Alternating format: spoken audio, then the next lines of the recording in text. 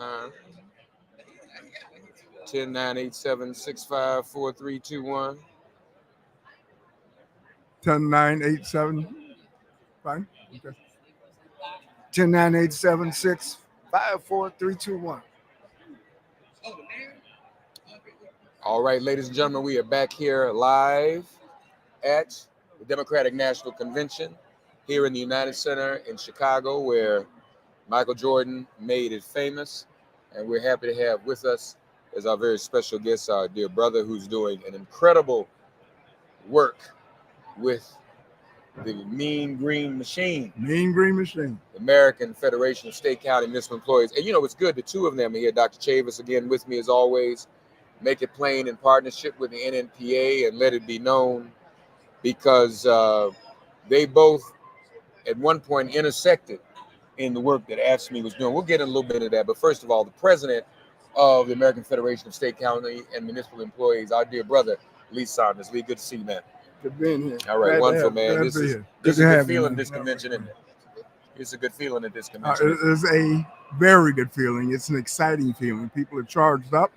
I think that they understand that when we leave this place, we're going to have to do what we do best, and that's organizing and mobilizing and educating our communities and our members and folks who care about justice and freedom and moving this country forward. Indeed, indeed. Are you excited about what this ticket will be able to do for labor? Oh, there's no question. I mean, Kamala Harris has a great record on labor issues. She's a good friend. We've known her since she's been in California. She stands for working people. She was a part of the success of the Biden administration. She supported our efforts to move more money into state and local governments with the relief plan. She was supportive of the infrastructure plan, reducing healthcare costs. So she was a team member of the Biden administration. She was worked with him on this, and that will continue when she becomes president of the United States. What would Project 2025? What jeopardy would that put labor in and workers, middle class labor workers? Well, I will tell you what it will do to the public sector unions, and I represent the public service. We have 1.4 million members.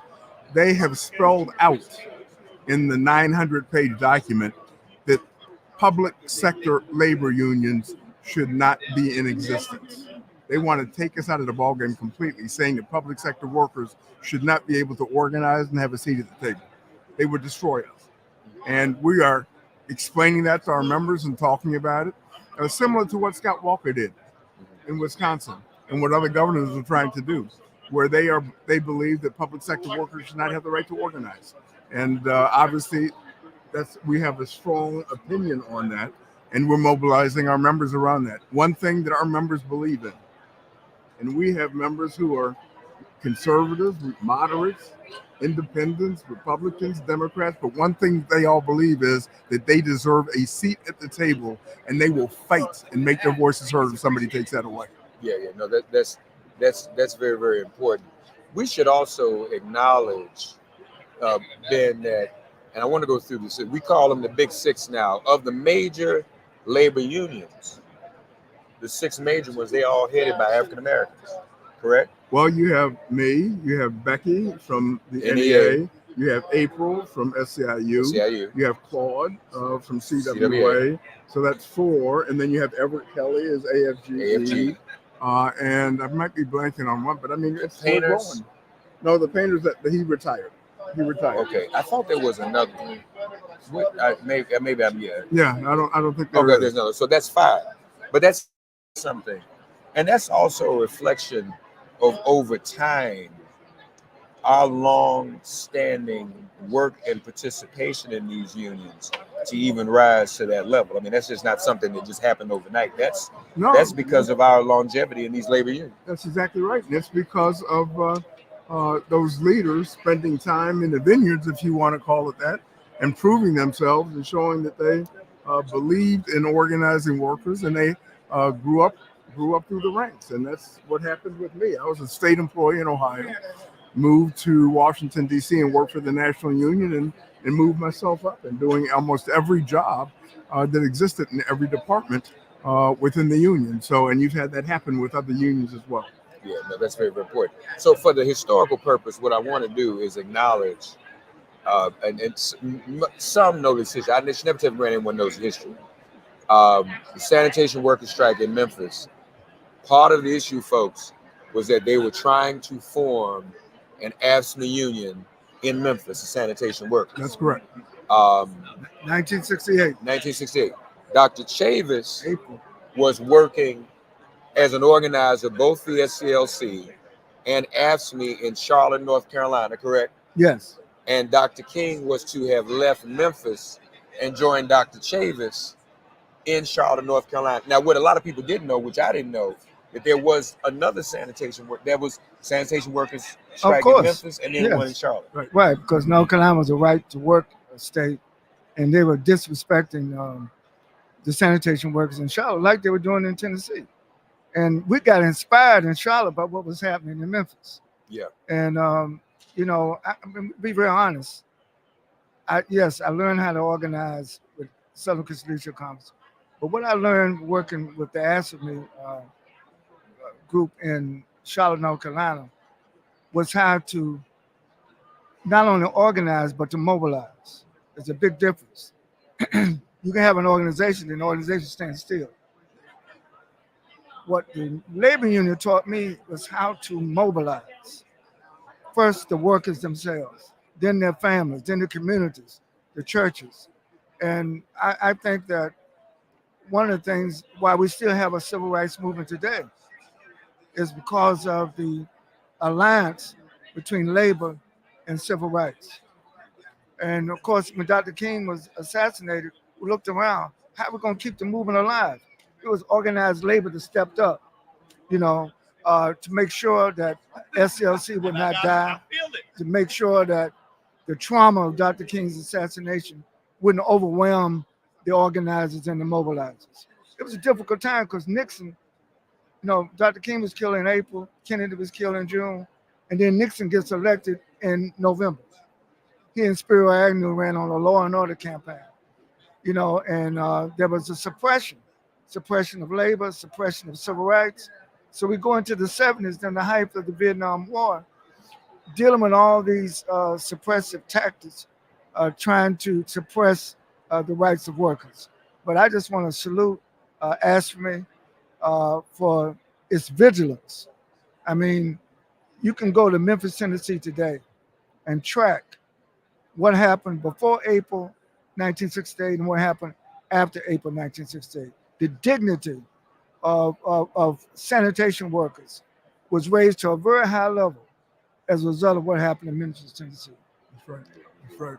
Now, Lee, what is AFSCME? What is the Mean Green Machine preparing to do in terms of mobilization going into November? First of all, now Becky was here yesterday. She bragged. She said she has the largest unit. Mm-hmm. She has a big unit. She has bigger. How big is AFSCME now? AFSCME is 1.4 million members. 1.4 million. Yeah. Now, to be clear, because it's AFSCME, can members of AFSCME participate politically and not be? Yes. They're not hatched. No. That only applies to federal government. Right. Okay, so you all can do whatever you need to do. Yes. Talk to us about the mobilization you have planned. Well, it's not what's being planned; it's what's taking place right now. Sure. And I'm also the chair of the political committee of the AFL-CIO. And one of the things that we have done, and they've taken the AFSCME model essentially because I used it as the political chair, and that is to organize year round. We just can't parachute people in for a month or 2 months in an area and expect that they're going to develop the relationships that they need to move an agenda, to have people support that agenda. What we've got to do is talk with our members every single day of the year by knocking on the doors, going to the work sites, having those individual discussions, but also listening to what they've got to say. So it's not like you're trying to force feed them into something, but you're developing a relationship where you can have communication and people trust you when you do that. Yeah. So we've got a year-round program. It's an organizing program where we are organizing the workers, but we also match up with our political program, and we do the same thing where we represent workers, but we talk to them and listen to them about what their desires and needs are regarding the political arena is concerned. And when you do that, you're involving them in this process. So it's not like we're going to start tomorrow. We've been doing it, man. Yeah. And what we're going to do is we're going to expand what we're doing and doing it at a higher level and put more people on the ground. But we've already got something that's established that works year round. And that way you can ask people to do something and talk to them and they'll say, we get it and we're on board. Lee, are there any battleground states where you are, let's say, strongest and most organized, you feel confident about it? Are there battleground states where you think AFSCME in particular is going to make the biggest difference? We're going to make a huge difference in Pennsylvania. Okay. We'll make a difference in Michigan. We have a strong local, although we aren't real big, but in Georgia, we have power. We can do things in Wisconsin, even though they tried to take our rights away from us, but we still have a strong local union there. So Minnesota, where Tim Walz, my buddy, is from. Although I think you can take that one off the map, but we're still going to be there because we've got to deal with that as well. And then we're looking at Nevada and Arizona, where we organized in Nevada. We got collective bargaining thanks to friendly legislature and friendly governor, and we've grown our union substantially in that state, and we're growing our union in Arizona, and we're going to move an agenda there. Good. So, Mark, I think here at this convention, the Democrat National Convention, what's different between 1968 and 2024? Almost a third of these delegates are organized labor. That has never happened before in the history of the Democratic Party.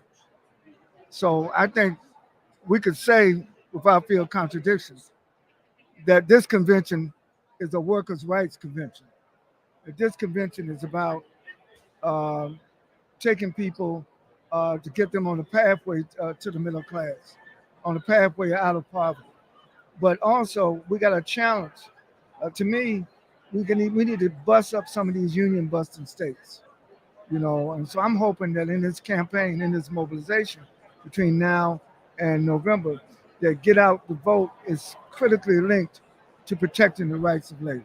No. Indeed. No question. Lee Saunders, and of course, Lee spoke Monday on the program, right? I did. And AFSCME is very important in this. And if people want to find out more about AFSCME's get out the vote effort, organizing efforts, and all that, where can they go? They can get on our website at afscme.org, and they can find out about us and learn more about us. But what I would ask is, this is a team effort. Yes. Right? Absolutely. It really is a team effort. It's with our friends in the media, like you two, okay? It's a team effort with our community, partnerships that exist across the country. We've got to come together. All of us got to come together to deal with this fight and to deal with the fact that if we don't get out there and do what we need to do, these folks are going to take us so far backwards that it will be unbelievable. You're right. You will not even be able to see it. Not going back? Not going back, man. All right. Good. President of the Mean Green Machine, our brother, Lee Saunders. We're doing this for life. Thank you, brother. Thank Thank you you for coming by, making it plain. God bless you. We God bless appreciate you. you. All right. Okay. Thank you, man. All right. Dr. Chavis, do we need to talk to our attorney? Yeah, Does he need to depose us? He's The same on- thing? he's on another Thank news. you, man. He's on another news network, but we got to invite. Come on, Yeah, well, Scott. come on, man. Come on, have a seat. Thank you, Lee. Thank you, man. Lee. Thank Good you. to see you, Thank man. you. Talk to A. Scott for a minute. I got to take care of some other Okay, business. I will. Talk to A. Scott for a minute. Where is it? Okay, no, thank you. Thank you for making that happen. All right. Come on, A. Scott. Have a sit Sure, down. man. Talk Dr. Chavez while I do something Okay. real quick. I got to make a quick Was it transition. mine? So we will live. The mic is live. So we're back live at the Democratic National Convention. Stacey Brown, our national senior correspondent for the NNPA, the National Newspaper Public Association. A. Scott Bolden has many titles, many hats. We're very proud in the NNPA that he's our general counsel. We forgive him for going on another news network. But the fact of the matter is, this is about all of us working together. Scott, from your informed perspective, you were a Democratic Party leader in D.C. Yeah, at one absolutely. time. So you know what's at stake. But from your informed perspective, tell us Mhm. why this convention and why this election is important to Black America. Yeah, it's so consequential. And being back here in Chicago, I grew up in Joliet, not Yeah. far from here. My daddy was a civil rights activist with my mom, and Joliet was where all the gangsters are. that's right. Well, yeah, 3 prisons too. That's what they all, and he represented all of them. So as a result, um, I think about my parents all the time, thinking how proud they would have been if they were here. Yeah. And listen, this country isn't Trump country. This country, its values, black, white, yellow, brown, have never been about indecency. It's been about decency, right? Yeah. And I've always felt that since 2016, this dystopian view of America, we're gonna make America great again. America's pretty great right now, at least for black, brown people, women. It's never been better, quite frankly. Imperfect, but the Constitution says itself, in search of a more perfect union. And we just haven't perfected it yet. Clearly, the history of black people, it hasn't. But Kamala and Waltz represent a new beginning, in my opinion. The voters said, and the polling said, they didn't want Trump versus Biden. And this is the manifestation of that. Biden steps back in a selfless political act. You put up Kamala Harris and Waltz, and you see that the voters, black, brown, yellow, white voters, are coalescing around her, even Republicans, because the dystopian, the negative energy from the RNC, the cult, the MAGA cult party just isn't selling anymore. And it's not going to sell. She's 3 to 5 points up now. She's going to get another bump from this convention, and she's going to get a bump from the debate. And so I really don't think it's going to be close if we stay disciplined and stay focused. Yeah. Now, if there are mistakes made, then yeah, it's going to be a problem. But if she keeps the course, this isn't going to be as close as I keep hearing the pundits say. I'm going to come back to some things. I want to bring our guest on in the interest of time. Okay. But when we come back to Attorney Bolden, what I think we also got to deal with is people are saying he's not really campaigning because he already knows the trick he's going to pull. They're going to play a game with some electors. He's going to try to throw it in the Supreme Court. I'll come back to you on that because I want to get your thoughts about how we prepare in advance for the trick. But as you all can see, we have someone here with us who is very special, one of the Tennessee 3, Yes.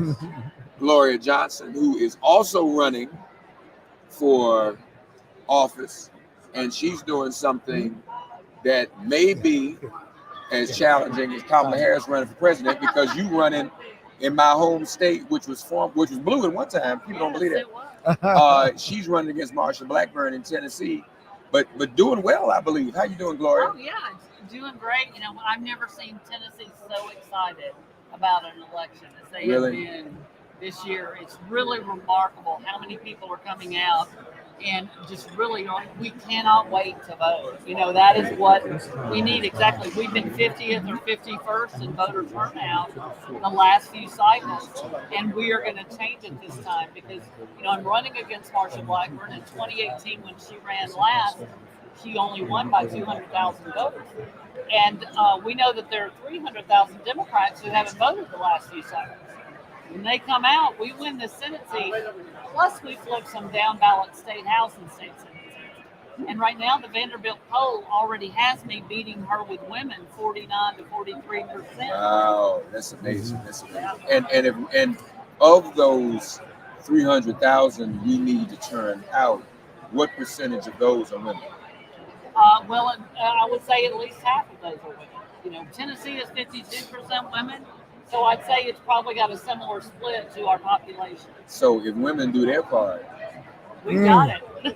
So we had a women for Harris call, we need a women for Gloria Johnson call. No, have you had one? Absolutely. Have you had one yet? Yeah, we have a women for Gloria group. We absolutely do. Yeah. Gloria, meet Attorney A. Scott Bolden. Hello, and, good to meet you.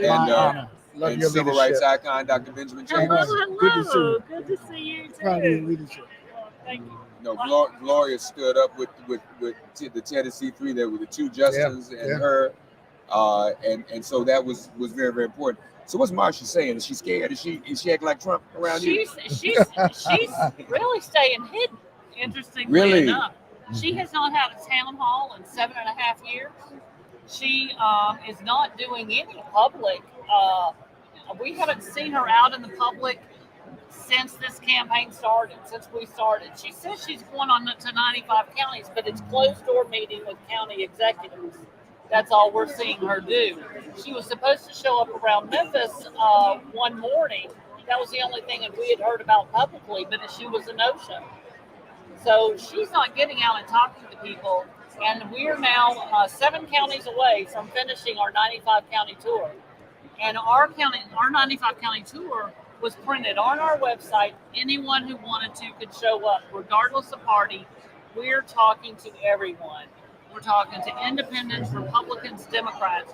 Before I ran this race and got in this race, I talked with Stacey Abrams, and she said you've got to go everywhere and you've got to go where they don't expect you. Yeah. So you literally, when you have your gatherings, Republicans and independents show. Yes. And many of them come and say, I've been a Republican my whole life, but we're voting Democratic. Wow. Yeah. What's the biggest issue for Tennessee voters right now? Interestingly enough, initially when I first started this, the reason I had 50 Republicans at my campaign kickoff was because mainly Dobbs' decision for gun violence. And so, but now what I'm finding out is from folks like one couple that came in and said, we're lifelong Republicans. But we're voting Democratic this year. We've never even given to a Republican candidate, but we donated to your campaign. Wow. And I asked them why, and they said, well, we're evangelical Christians.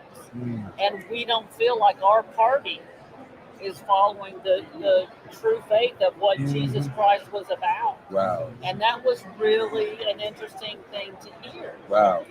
And then there was another couple, lifelong Republicans, that said, the woman told me her husband was more conservative than her. And she said, we watched the entirety of the hearings for you three when they expelled us or tried to expel us. And she said, we watched it from start to finish. And she said, my husband is more conservative than me. But at the end of those hearings, he said, I'll never vote for a Tennessee Republican again. Wow. That's amazing. Yeah. That's amazing. And obviously the gun violence didn't help. I mean, we saw what women did during that special session. And I saw that. I said, Gloria's got a shot. Because we saw some of the women come in and literally they had the power to do certain things. But the women stopped them. They said, you're not going to do that. Right. And because of those people showing up every day, that is how we got a special session. They thought they could drag it out and make it appear like they were doing something and fool people. But they lost the message on that. Those women felt betrayed. They knew they didn't do anything real for gun violence. And they showed up this year in committee every day with their signs. They showed up on the House floor.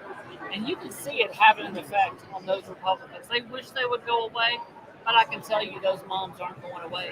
And this group, the multiracial, multi-generational, multi-partisan coalition that formed after that Covenant shooting is not going to be divided. And that is how we're going to do this. Republican politics is a politics of division. And if we don't allow them to divide us, we are going to win this. In terms of getting that women vote, including that 52% that's of the 300,000 that not voted, do you think Kamala Harris helps you get that vote out now? Oh, absolutely. I think I'm with him. I think that, there's way more excitement than people realize. If you go around the 95 counties in Tennessee, what I can tell you, we hardly saw any Trump signs compared to 4 years ago. Right. I've heard that. And there's not an excitement. Not an excitement. There's really not an excitement. We have that excitement, that energy, and she has boosted it. That Vanderbilt poll was before she became the nominee. I bet you it's changed. It's changed since then. We will know soon, probably. And what about how big of an issue in Tennessee are women's reproductive rights? Huge. I mean, both gun violence and women's reproductive rights are both 80% of support from Tennesseans. Now, when we're talking about reproduction, we're talking about abortion, folks don't agree on where the line is, but even most MAGA Republicans believe in exceptions for life of the mother, rape, and incest, and we don't have those in Tennessee. Yeah, not at all. Not at all. But we have the only exception is ectopic or molar pregnancies, which don't become a fetus. So, you know, it's just the things that would actually kill women fairly quickly. So now I want to be clear. Is Tennessee? Iowa just did 6 weeks. Is Tennessee on a schedule or just nothing at all? Nothing at all. Wow. Nothing at all, unless it's an ectopic or molar pregnancy. Okay. And then there for other things with life of the mother, there's a defense for it, but it's not an exception. So your doctor could go to prison for 15 years if you weren't close enough to death. Okay. You know, like say if a woman develops cancer Okay. and she's pregnant, she wants to treat her cancer. Well, she won't be able to treat her cancer because that would be damaging to the baby. What? Yeah, so we're talking life of the mother. She wants that treatment now, which she can't be carrying a pregnancy when she's getting the treatment. But Unbelievable. yeah. Well, listen, we look, this is great, and glad that you are doing well, and that you're doing this, folks. We need to defeat Marsha Blackburn as well. We know we focus on Trump and all that, but we need to defeat Marsha Blackburn. I mean, I know you're in a red state. I have to ask this: is the Democratic Senate campaign committee, are they helping you out at all? They're on our calls. They've been helpful with staff and staffing up and all that. But I think they might come in and help us out. I think we're going to be that Okay. close. So we talk to them regularly. Dr. Chavis has Chuck Schumer's number, so maybe we can get him. Maybe we can get him to do something, Dr. Chavis. We want to do that. Gloria, you are amazing, Thank you. and you all don't know, being down there, Gloria kept it together. She literally kept things on an even keel. Yeah. So